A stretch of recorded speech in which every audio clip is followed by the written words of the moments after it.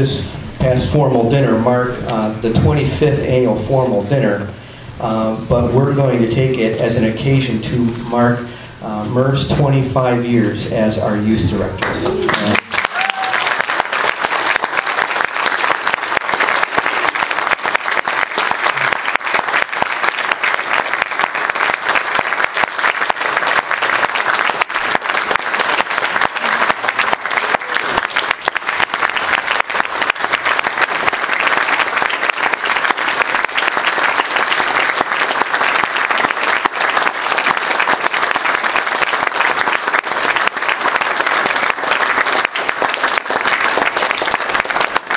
Thank you, Merv, you pulled off an awful lot of surprises, and I hope we pulled one off on you. I don't know if I pulled you back into the hallway just before the service to pray because I didn't want you to see some of the people that were coming in. So, and I know, and probably you all know, Merv, we know you certainly well enough that the thought of being asked to come front and center and be the center of attention is, I don't think deeply onerous is probably too strong a word. Certainly painfully distasteful that you might be the center of anybody's attention.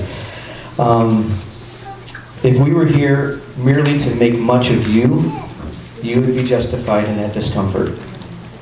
However, our aim is to make much of Christ, to glorify Him for the work that He has done in your life and the transformation that He's brought about in your life, and the work that He has accomplished in blessing us through you. And there is, if you think this is out of place for worship service, there is biblical warrant to honor you in this way. I read for you 1 Thessalonians chapter 5, verses 12 and 13. The Apostle Paul instructs the church there. He says, "We ask you, brothers, to respect those who labor among you and are over you in the Lord and admonish you, and to esteem them very highly in love because of their work. Be at peace among yourselves." So this is what our aim is, Merv, is to esteem you very highly in love because of your work. It is because of what Christ does in you and through you that we lift you up and say we are thankful to God for you. Paul himself was not hindered in taking this general principle and applying it to specific individuals. In Philippians chapter 2, he instructs the church there in Philippi this way, where Paul had said that his desire was to come soon to see the Philippians, but he knew he wasn't able to. And on his behalf, his desire was to send Timothy, his right-hand man, a man that could fully express Paul's own heart to these believers. But yet Timothy was hindered in coming, was not able to come. So Paul looked, "Whom may I send?" And so he sent one of their own back to them because he knew this guy knew of the connection between Paul and this church in Philippi. So he says in chapter 2, verse 25, "I have thought it necessary to send to you Epaphroditus, my brother and fellow worker and fellow soldier, and your messenger and minister to my need. For he has been longing for you all and has been distressed because you heard that he was ill. Indeed, he was ill, near to death. But God had mercy on him, and not only on him, but on me also, lest I should have sorrow upon sorrow. I'm the more eager to send him, therefore, that you may rejoice at seeing him again, and that I may be less anxious. So, receive him in the Lord with all joy, and honor such men. For he nearly died for the work of Christ, risking his life to complete what was lacking in your service to me." Paul instructs the believers to receive Epaphroditus with joy, and to honor such men. His explicit reason for such honor is that Epaphroditus nearly lost his life ministering on behalf of the church. Some might say that 25 years of youth ministry is putting your life at risk.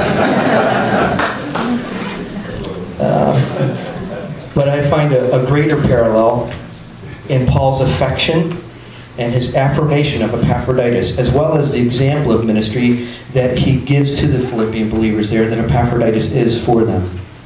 Paul tells the Philippian believers that he says, I'm sending to you my brother and fellow worker and fellow soldier. I just say personally, Merv, it's been my joy to serve with you in nearly 10 of those 25 years. And I could echo Paul's words with all of his affection and say, my brother and my fellow worker and my fellow soldier. It has been a joy to serve with you. Paul, when he says, honor such men, for he nearly risked his life, we see what brought Epaphroditus near to death. It was not any grave danger other than his health. He worked so hard that his health was at risk, and he nearly died for it. Merv, I think he was a workaholic too. So stay healthy, brother. All right? Get some sleep. And take care of yourself. Working hard for the Lord is a good thing, but don't risk your life over it. But when Paul says, honor such men, because this is the way he poured himself out in ministry, this is what Paul was talking about. Honor such men, that the nearly risking his life is because he poured so much of himself into ministry. And this is what we thank you for. All these years, you're a great example to me of what pastoral ministry is like, and just the ongoing care that you give to anybody who shows up on a Wednesday night or in your Sunday school class, or just is connected to somebody somehow in the youth group, that you start investing in that, in each one of those. You show up at all the games. You show up at the concerts. You show up at, you write letters. They graduate, and you make sure that they don't hear from anybody else. They hear from you. And they get cards and emails, and now Facebook. And if there's anybody, in all my berating of Facebook, if there's anybody who does Facebook well, it's Merv. And you are just a great blessing to us. And so back to 1 Thessalonians 5, it says, esteem them very highly in love because of their work. We just want to say, Merv, that we do esteem you highly.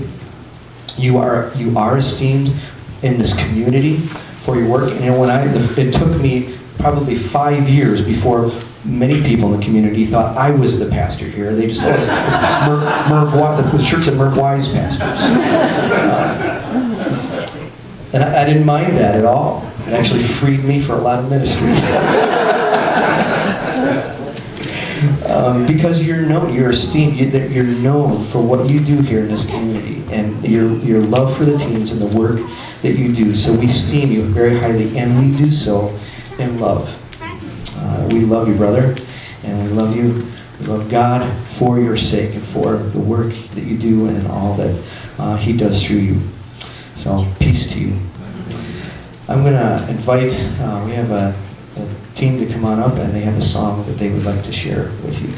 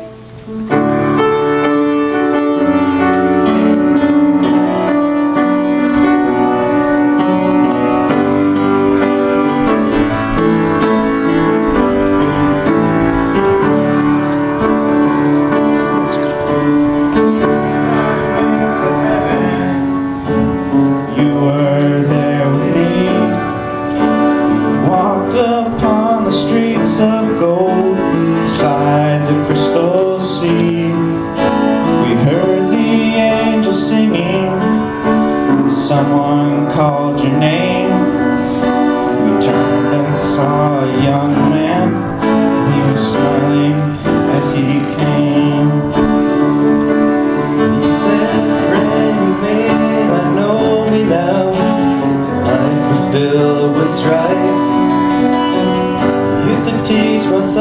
school, and it changed my life. Every week you'd say a prayer before the class would start. And one day when you said that prayer, I asked Jesus in my heart. Thank you for giving to the Lord. I have a life that was changed. Thank you for giving to the Lord. I am so glad you gave.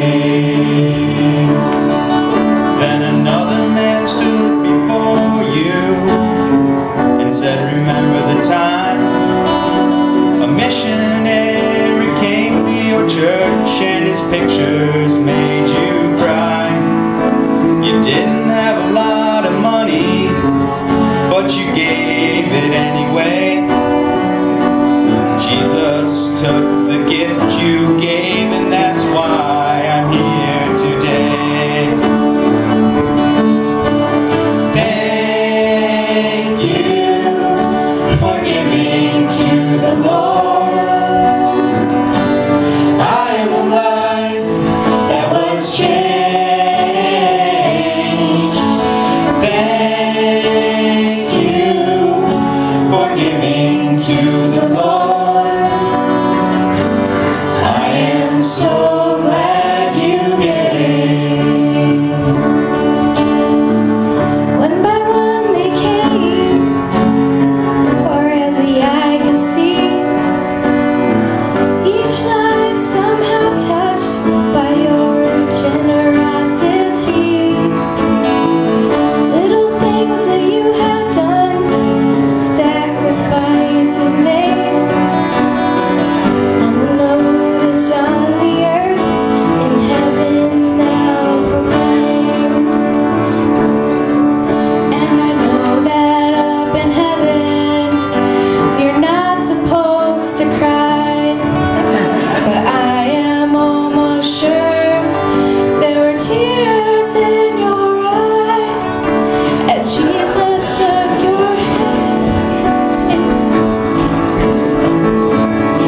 He said, my child, look around you, for great is your